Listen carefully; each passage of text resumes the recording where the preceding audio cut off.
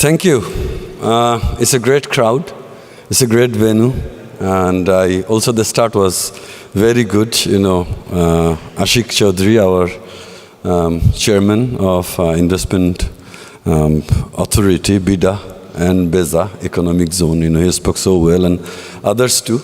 So this is a short, introduction about Bangladesh. Why do you invest, or why we are saying that it's a good time to invest in Bangladesh as an investor? What's happening there? So basically, we are saying here that it's a promising investment destination, and why so? There are three parts to it. One is about Bangladesh. Many of you know this country. We have just gone through a big change. A regime of 16 years has actually, the regime has fallen. Now, through a popular uprising, and now we are dreaming big for our future. We are going through a big change in terms of, reforms, in terms of governance, in terms of transparency, honesty, honest goodwill, etc., etc. So now, this is a picture from the last August, when the earlier government fell due to the protests for equality, which was led by students, and then general public also joined. And this is how, simply here I would like to say a few things, that 50% of the population of 180 million people are of less than 25 years, and median age is 27 years. Meaning it's a very much youthful population, which are of this generation, mainly of the recent generation.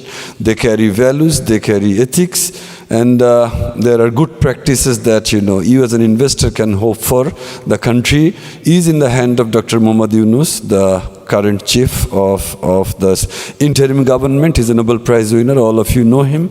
And GDP size is now $451 billion GDP.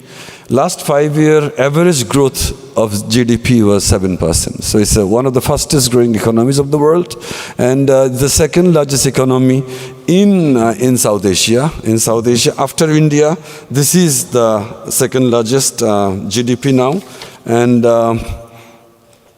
what I would like to say here is that yes, first is India in our region, 3.5 trillion. Then is Bangladesh, nearly $500 billion. Then comes Pakistan and Sri Lanka, Nepal, Maldives. So the country is growing. Country is growing due to many reasons. It's a very enterprising nation. It's a population. Everybody does something. The women have risen up. There's a huge amount of activity, economic activity going on, and the exports are growing. I'll talk about those things a little later. This is Fitch and S&P rating. Is B+. Of course, it's just one notch below the official investment grade, but at the same time, it basically tells you that, the country is able to meet its obligations, debt obligations, without any delay. Even in last for 2 years, there has been a dollar foreign currency, foreign exchange related crisis. But even that time also, not a single bank failed to meet its obligations. Even government came forward to help the banks so that at least international reputation is not, dented. So this is about that thing, and is the gateway to the ASEAN countries. You all know the ASEAN nations are nearby, big countries, and Bangladesh. I would like to say here that if you look at the map, geographically it's positioned. Major Asian economies are very nearby. Malaysia, Thailand is only 2 hours plane journey. Singapore is there. China, Kunming is only 1.5 hours plane journey from Dhaka. China, Guangzhou is also just 3 hours travel. Plus also India, a big economy, big neighbor, just there. So geographically also nicely positioned. Now, transition in post-August, economy is rebounding. There has been a lot of reform commissions have been formed. Visibly what we see that, Dr. Yunus, Dr. Muhammad Yunus, the Honorable Chief Advisor, he is now running it as the leader, and the country is overall going through a rebuilding phase in all the sectors. In all the sectors, banking sector reform has happened. Now judiciary reform, other reforms are happening, and the economy, which was kind of not doing so well. There was a lot of, theft, and there was a lot of, questionable activities going on. Everything, almost everything has stopped, and now we are again, I will tell you, even the FDI is also increasing. Why invest in Bangladesh? This is one.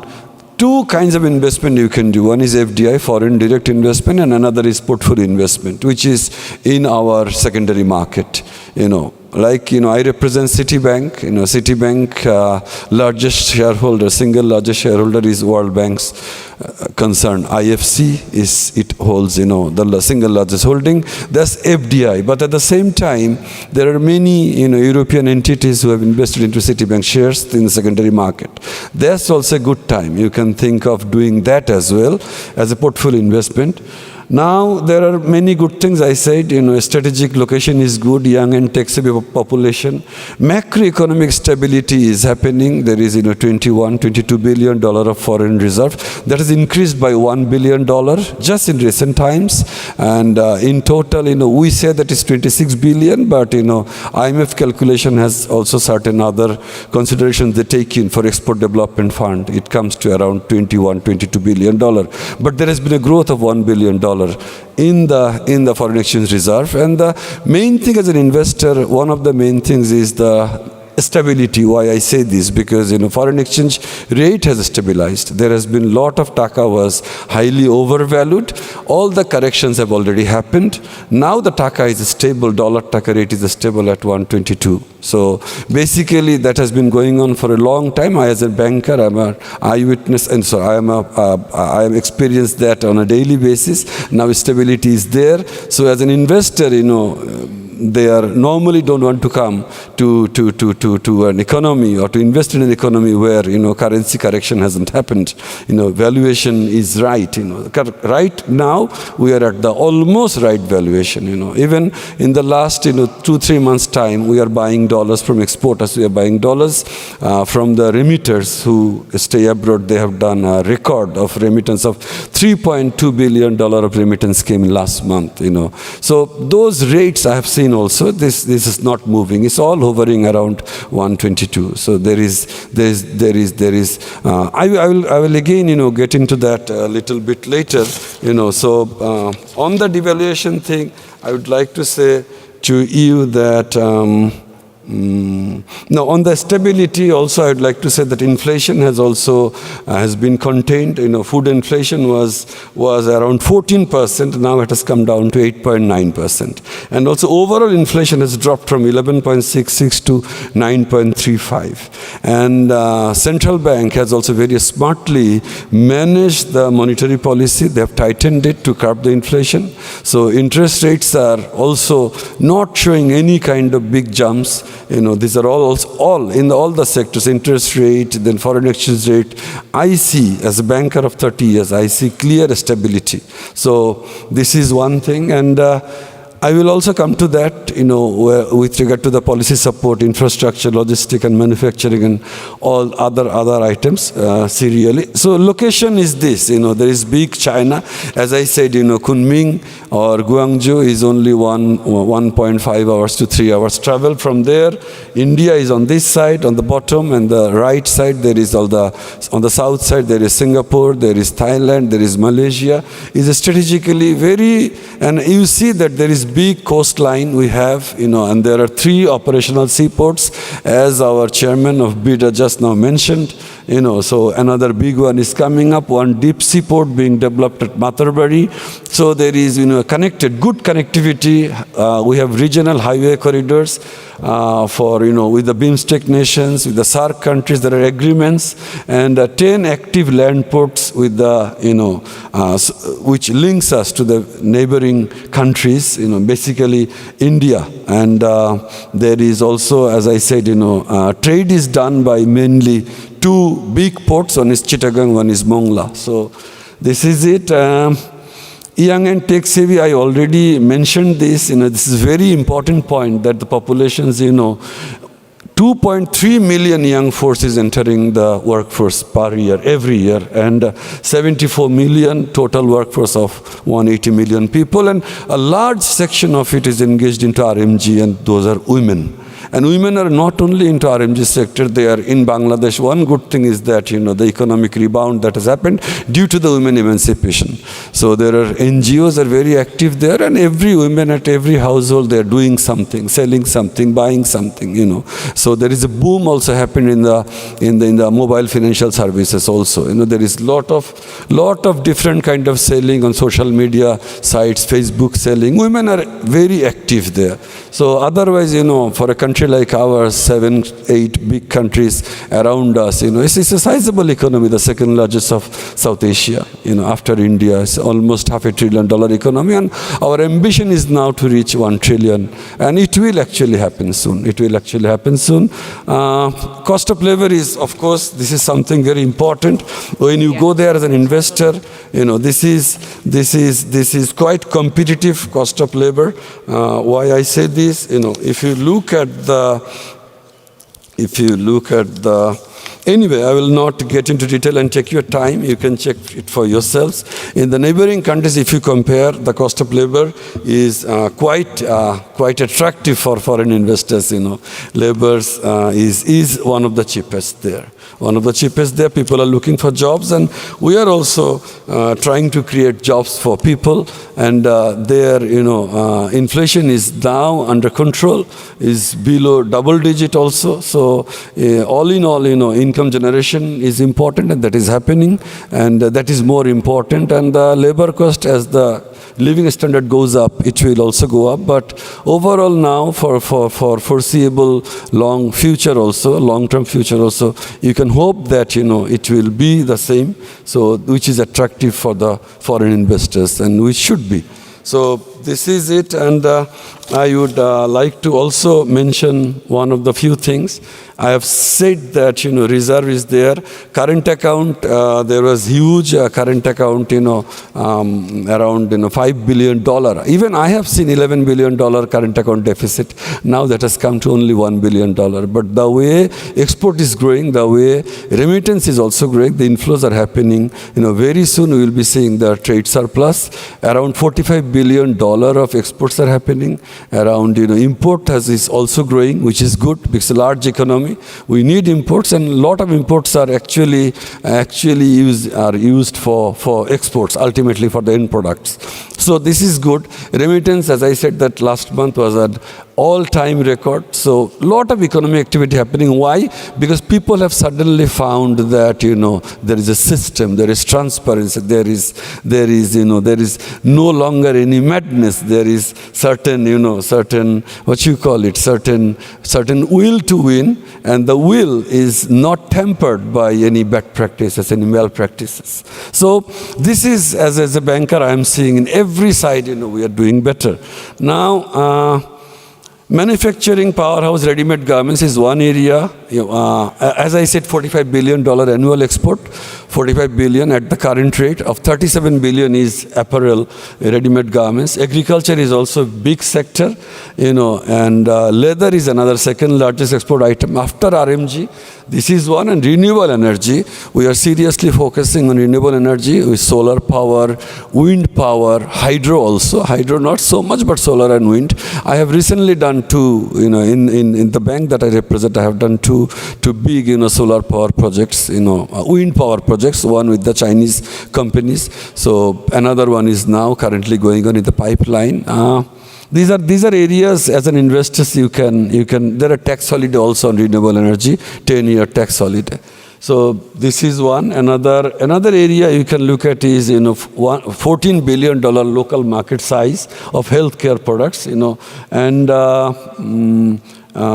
there is also things happening. We have recently financed one digital healthcare, which is basically Dutch funded, but at the local end, Citibank also financed it. So there is a huge amount of interest in taking everything digital. So healthcare is another sector you can look into, and domestic pharma market is $6 billion. That's important. And digital economy, so thriving economy, is the country of Bikash. Bikash is the world's largest mobile financial services company. Every good bank are also into digital banking, like the bank I represent, Citibank, is also into digital activities. So there is huge amount of digital commerce, e-commerce going on. There are huge number of IT professionals. Online freelancers is the second largest country for online freelancers. They bring in a lot of dollars. So there also you can think of this is another thing. On the digital side, on the software development, labor is cheap. Plus also there are great IT professionals, those who are into different kind of software business. And there is also huge number of freelancers working there. So that's one. Tourism, there is the world's largest mangrove forest is there. Cox's Bazar is the single stretch of sandy beach. That's the longest sandy beach in the world, one single stretch. That is Cox's Bazar, over 120 kilometers. So there are also tea regions, tea garden, beautiful scenic locations on the northeast side. So tourism, running, operating hotels or opening resorts, this is also good area, because there is huge amount of local tourism also. Now, this is the area of our Honorable Bida Beza chairman. He is here. He will be talking. Right after this, there is a panel discussion. These are, government is seriously growing. 100 plus special economic zones are planned. And there is, roads and highways infrastructure. I will not go through this. There is expressways, there is bridges. Whole country is now connected with good road communication and bridge communication. Economic zones are a great thing. You can also, take a space there, and there are many kinds of benefits which he will be talking at the panel. So 8 economic zones are operational under BEPSA, and there are some high-tech parks, 28 high-tech parks. So now we are also again, relooking, the new government is relooking at the high-tech parks, industrial parks with high-speed internet and reliable power supply and all that. So, this is in another area. Everything is now under kind of a newly being constructed, because of certain non-transparency, certain questionable activities were there. Otherwise, such a mass popular uprising wouldn't have happened. So now we are going for transparency, going for accountability, going for good growth. These are different, seaports. He was talking, Mashrur Economic Zone. There is a huge amount of project value. Rup nuclear power plant is coming up. This is one. There is a Japanese economic zone. This is also coming up to different. I'm coming to almost the last part. There are different government and policy level supports, one-stop service, as he was talking about, offering over 133 services for foreign investors, so that they can register, they can get gas connectivity, they can get land purchase, they can get other tax related issues solved. Everything is coming under one umbrella. So that is very much already there actually. So capital and profit repatriation has never been an issue. As a banker, I travel from country to country seeking foreign investments. So they basically ask 2 questions. One is that, is dollar taka rate stable? Is taka excessively overvalued? So I will have to take on, book in losses, if taka is so much overvalued. So now I have already said that problem is resolved. The real exchange rate, real effective exchange rate is 124, and now we are trading at, dollar taka rate is at a stable at 122. See the gap. Earlier it was mismanaged. There was a 7-8 taka gap. There is even 11 taka gap between official rate and the actual rate. So now we are seeing 87 to $1 is equal to was 87 taka. So that was taka being excessively valued, overvalued, and now $1 is equal to taka 122. So this is one. There is foreign currency financing is there. There are very good banks, global class at least. There is Standard Chartered and HSBCs of the world are there. At the same time, we few big local banks are there. Those who are Moody's rated, those who are very good, kind of return on equity we are giving more than 20%. So these are global class institutions. As I said that in Citibank, IFC World Bank is the single largest shareholder. So there is transparency, governance, those are expected, and good service. Now I will not get into that. Economic zone has tax exemptions. Private sector, there is interministerial body for ease of investment that is happening. It's a new era for investment now. All these authorities, private sector advisory council, they are all coming together. They are all coming together. National Board of Revenue and BEPSA, and this second logo here on this side, Central Bank. There are many task force going on just to ease foreign investments, just so that foreign investors do not feel any pain. Now, these are the big major foreign companies are there, starting from Nestle of this side of the world to Standard Chartered, Unilever, Reckitt, HSBC, FMO, your Dutch, World Bank, with whom we also do big business, is Citibank, one of my big multilateral dollar supporting, institution, FMO of Netherlands. So they are there, Singer, PepsiCo. You see the logos, Chevron, Toyota. So these are foreign in big brand names. Capital market is also just one thing, I would say, the second bullet, PE, price to earning is at 9.4. So this is 20 years low. See the India PE, 22.4. So one simple message. Most of the good stocks are at very cheap price available. Like Citibank shares itself is at trading at 23. Actually, if you look at the PE price to earning of last year's, it should have been 81. So that much of a market crash has happened, that much of a mismanagement has happened, which gives the opportunity to invest into Bangladeshi good stocks, blue chip shares. Mr. Arefin, may I ask you to try to run it? Yeah, sure. I'm just another 2-3 minutes. So this is also another good thing, dividend yield of 4.1%. Could have been better, but overall economy is doing better. So you can hope that this will also grow. But overall, this is the right time. Most of the shares are trading, very good shares are trading at a all-time low. So buy time for you, foreign investors. Now, it's very simple procedure of investing into our secondary market. Very simple. We are 5 entities. Citibank, my own bank is one.